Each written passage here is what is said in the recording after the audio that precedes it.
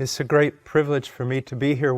un gran privilegio para mí estar aquí con ustedes y siempre es una responsabilidad solemne enseñar sobre la oración. Enseñar sobre la oración puede ser algo bastante difícil porque creo que todos a veces podríamos aparentar de una manera que no lo somos.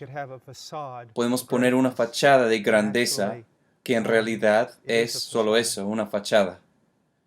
En mi propia vida, la oración ha sido muy importante, pero siempre me he visto bastante débil en la oración. Y siempre recuerdo esta cosa. Hay un solo héroe en esta historia, y ese héroe es Jesucristo.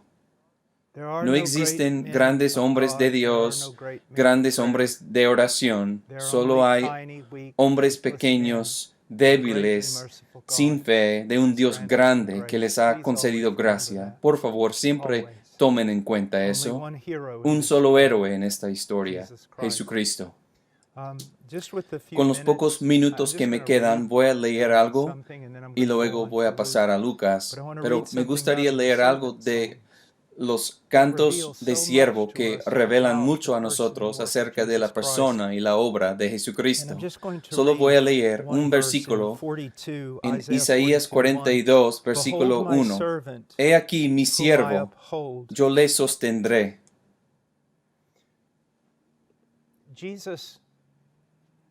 Jesús es Dios encarnado, Dios que se hizo hombre. Y al hacerse hombre, dejó de lado muchos de los privilegios de su deidad. Verdaderamente era hombre y hizo lo que hizo como hombre en el poder del Espíritu Santo. Tuvo que ser ese último Adán. Y como el último Adán tuvo que conquistar por su pueblo y venció por su pueblo al haber venido en un cuerpo, en semejanza de carne de pecado, no en un cuerpo pre-adémico antes de la caída, sino en un cuerpo que sufrió todas las consecuencias por la caída, el dolor, los sufrimientos, las angustias. Podía ser tentado, y sin embargo dice que Dios los sostuvo. Frecuentemente tememos pensar así porque hay tantos ataques hacia su deidad, pero vemos que también era hombre, y Dios lo sostuvo, lo tomó de la mano. El Espíritu le empoderó. Teníamos necesidad, teníamos un padre que cayó, Adán, y necesitábamos a un hermano que podía vencer, que era verdaderamente hombre, y él es Cristo, Jesús. Entonces tenemos que tener en nuestras mentes eso cuando entramos a los evangelios y vemos su vida de oración. No solamente oraba por ser espiritual, porque quería demostrar devoción, sino que estaba orando porque precisaba de la oración. Necesitaba la oración, porque iba a vencer como el último Adán, iba a conquistar como carne de nuestra carne, hueso de nuestro hueso, y solo valerse del poder de su Padre y el poder del Espíritu Santo. Y de esa manera puede ser nuestro ejemplo. Puede ser nuestro ejemplo. Tu problema no es, nunca es, que seas demasiado débil. De hecho, lo que Dios hace en nuestras vidas, desde el momento en que nacemos de nuevo hasta el momento de nuestra muerte, está obrando constantemente para crear debilidad. El problema tuyo no es que seas débil, sino que no sabemos cuán débiles somos, porque esa debilidad nos va a impulsar a la oración. Así como impulsó a nuestro Salvador, aun siendo Dios encarnado, lo impulsó a la oración. Cuando lleguemos a Lucas capítulo 11, versículo 1, aconteció que estaba Jesús orando en un lugar y cuando terminó, uno de sus discípulos le dijo, Señor, enséñanos a orar como también Juan enseñó a sus discípulos. I find this very amazing, that nowhere do they come to the Encuentro esto muy asombroso. En ninguna otra parte se acercan al Señor diciendo, Señor, enséñanos a echar fuera a demonios. Nunca llegan al Señor diciendo, enséñanos a predicar. Nunca llegaron preguntándole que les enseñaran a caminar sobre el agua, pero en una ocasión les preguntaron, enséñanos a orar.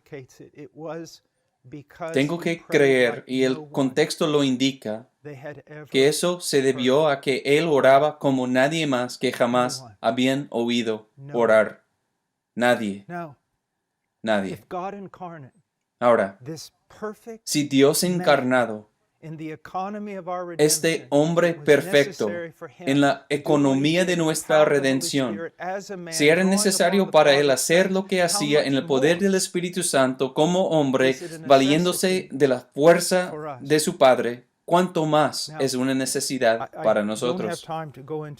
Ahora, no me queda tiempo para entrar a muchas doctrinas sobre la oración. Quizás enseñaré sobre la oración en este fin de semana, pero quiero ponerles una ilustración que espero que es bastante común y inclusive un poco cómico, pero la razón por la que lo cuento es porque se ha quedado en mi mente desde el momento en que lo vi por primera vez, lo que voy a ilustrarles.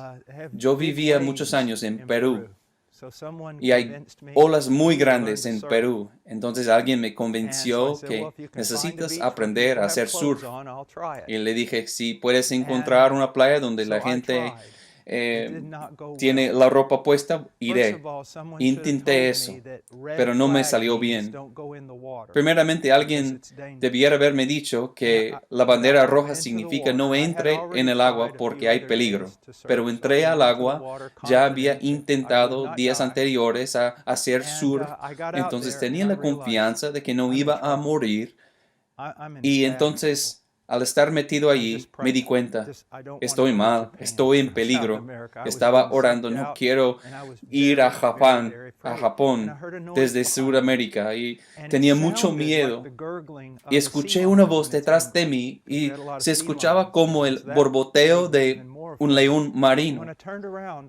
Y eso me dio aún más miedo. Pero cuando me volteé, no era un león marino, sino un joven de 20 años, un hombre bajo de este tamaño, y estaba agarrando a un boogie board, y yo podía ver en su cara terror. Ya había salido de su tabla unas veces, había subido de nuevo a su tabla, él iba a ahogarse y estaba aterrorizado. Entonces pensé, voy a acercarme ahí a su tabla y a agarrarle, pero algo me detuvo. Había escuchado de todas las historias. Yo soy dos veces más grande que él, pero si él me agarra, me va a matar, me va a ahogar, a mí y a él. Entonces me acerqué a algunos otros surfistas que realmente sabían lo que hacían y les dije, por favor, hay un hombre ahogándose aquí. Y vi a los rostros de ellos cuando se acercaban a él. Hombres con mucha experiencia, pero verle a él cuando se acercaron, hombres atletas, expertos en surf, pero estaban también con miedo. Y tomó como cerca de media hora para lograr llevar a ese hombre a la orilla. ¿Por qué cuento esta historia?, preguntarán. Pues yo era a lo mejor 4 veces más fuerte que ese joven, todos esos hombres, múltiples veces más fuertes que él. Y sin embargo, si 3 de esos hombres habían entrado ahí tratando de agarrarle sin mucha prudencia, él podía haberles ahogado a todos. Y preguntarás, ¿cómo es que un hombre la mitad de mi tamaño podría ahogarme? ¿Debido a su disciplina? No. ¿Por su valentía? Tampoco. Tenía que ver con una voluntad muy fuerte que le daba tanto poder para agarrar a hombres muchos más grandes que él, sin capaz de soltar. Entonces, ¿qué? Miedo. ¿De dónde venía ese miedo? una impotencia total. Este joven sabía que no tenía ninguna habilidad en absoluto para sostener a su vida. Iba a ahogarse. Y debido a eso, cualquiera que se acercara a él les habría agarrado y no podría haberle levantado con una palanca. No era por su fuerza ni por su disciplina. No era su devoción, sino su necesidad. Su necesidad le impulsaba. Reconocía su necesidad, su impotencia y sabía, yo voy a morir a menos que alguien más haga algo por mí. Entonces, fue la debilidad, descubrir su debilidad. De completa y absoluta necesidad. A medida que yo he estudiado, en realidad no me gusta cómo hablamos sobre los hombres de Dios hoy en día. La verdad, me da asco. Oh, un gran hombre de Dios, o era una gran hombre, o gran mujer de Dios. No lo creo. ¿Por qué algunas personas tuvieron vidas de oración inusuales? Bueno, su fuerte voluntad, su devoción, su disciplina, su piedad. No, no, no. Dejen de exaltar a los hombres. No lo creo.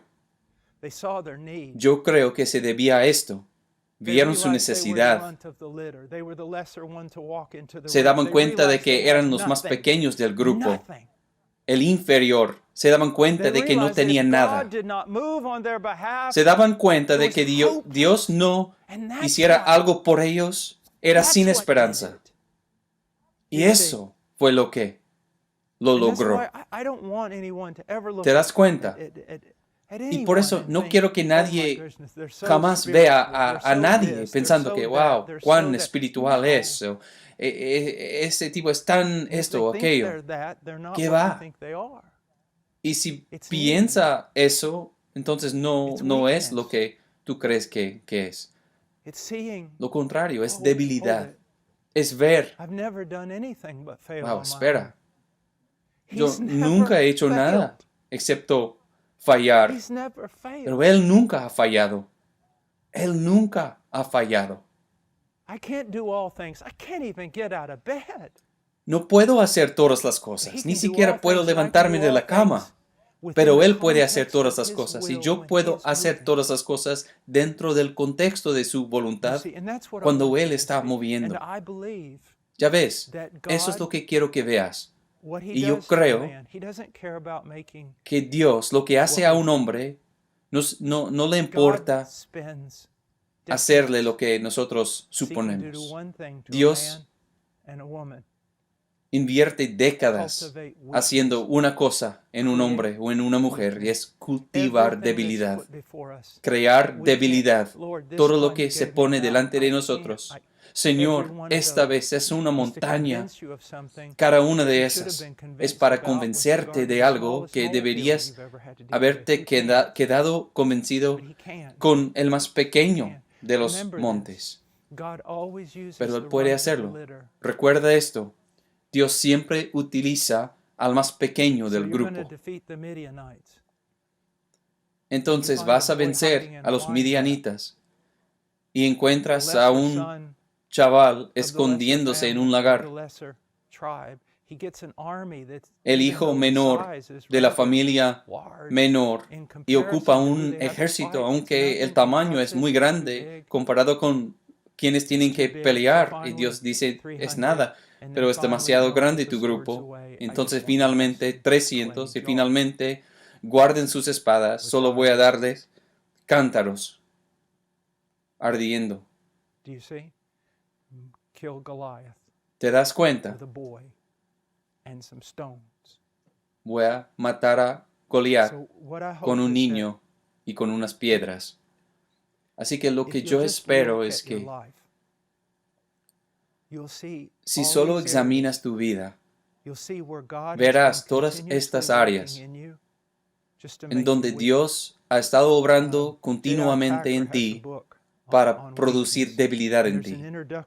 J.I. Packer tiene un libro sobre la debilidad y existe una película introductoria, no sé si ustedes lo han visto, pero el libro se trata de debilidad y todo el video es de un hombre viejo, J.I. Packer, subiendo unos escalones, tan frágil que casi no puede llegar y luego él escribe en una computadora. Debilidad. Y es por eso que oramos. Por eso oramos.